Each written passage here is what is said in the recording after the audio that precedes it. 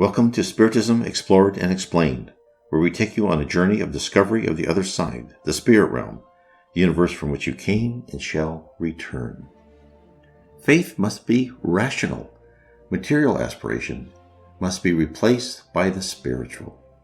There's an interesting section in the translated communication titled The Life of Jesus. It was reportedly a series of messages from the Spirit Jesus to a medium in France in the 19th century. The medium was only known as Medium X. The book was translated into Italian, then Spanish, and next into English. It was not completed until a second medium took up the work in the 20th century. While I don't know for certain if this work is really the communication of spirit messages from Jesus, the resulting prose does present intriguing concepts. It presents the idea that we need to cast aside all embedded beliefs, the stories and cultural heritage of our youth, and look again. In chapter 12, this notion is introduced. This is what it says. The soul's freedom is acquired by the spirit's intellectual power. By intellectual abilities, I do not imply the more or less prominent aptitudes for the study of the sciences, but the positive momentum of the idea to the solution of this or that problem faced in the field of the infinite. I care to determine the intellectual power of the spirit, feeding it with a burning desire to discover the origins and giving it the stamp of an unalterable will to advance constantly and even more. Rejecting a belief that relies only on old prejudices and erroneous references to embrace a truly radiant faith in the midst of a heaven with a fascinating and infinite light is a fact that cannot happen but with the collapse of all worldly aspirations, with the spirit's absorption of the material principle effected by the spiritual principle of the same spirit. It is then that the bonds of the soul break apart, and now in the possession of its own freedom, it follows the spirit that is in possession of its own power. What did they tell us? That the pursuit of knowledge must be the driving force of our life, not just the accumulation of facts and figures, but in problem solving. We need to fill our toolbox with heuristics, every type of problem solving, discovery, or learning techniques we can grasp. For as we ascend in the spirit world, we will be called upon to utilize each and every one of them. This will not be easy, and it's not intended to be. If it was, we wouldn't hold on to our knowledge, our victory. It would be forgotten like an old discarded toy. We must feed our intellectual curiosity and feel the excitement as we discover one more salient fact about how the universe actually operates.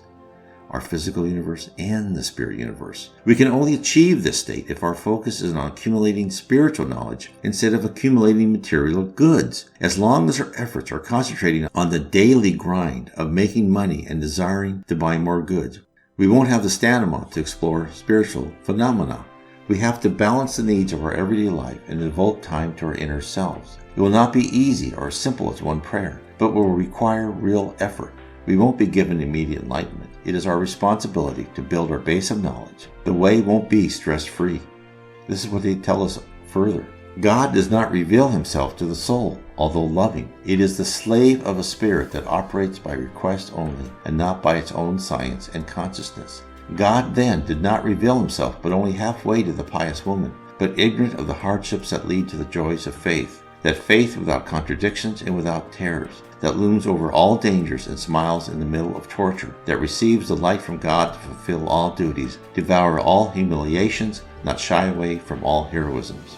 What are we told? We are being told that we must strive to learn about God and his creation in the faith of unrelenting pressure to deny all rational conclusions that our intellectual pursuits lead us to. Only by being certain, by logically following where evidence leads, can we stand our ground against those who would turn away from the true faith. We achieve this not by believing without doubt whatever we are told, but by analyzing and cementing the truth in our minds by the weight of evidence we have discovered. This is the type of faith that Spiritism and the spirit realm wishes us to cultivate.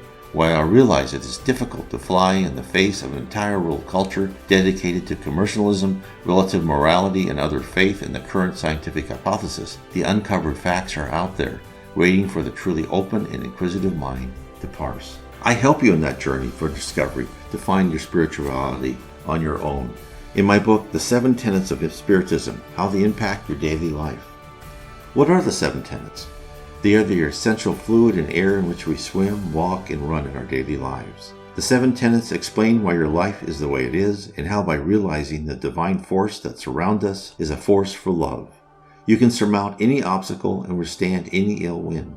Not only survive, but prosper, For that is why we are here on earth, to learn, to improve, to gain experiences, to place in the bottom of our heart that love, understanding, and caring and serving are the tools we should use to solve every situation. Sounds easy, but in practice it's difficult. Everyday life swirls constantly around us, as if we live in an eye of a hurricane, and every misstep buffets our emotions. Life is a constant hardship for many. We need to rise above the terrain and visualize the road ahead. From the ground it looks rough and rocky, but from on high the path appears smooth and the destination closer.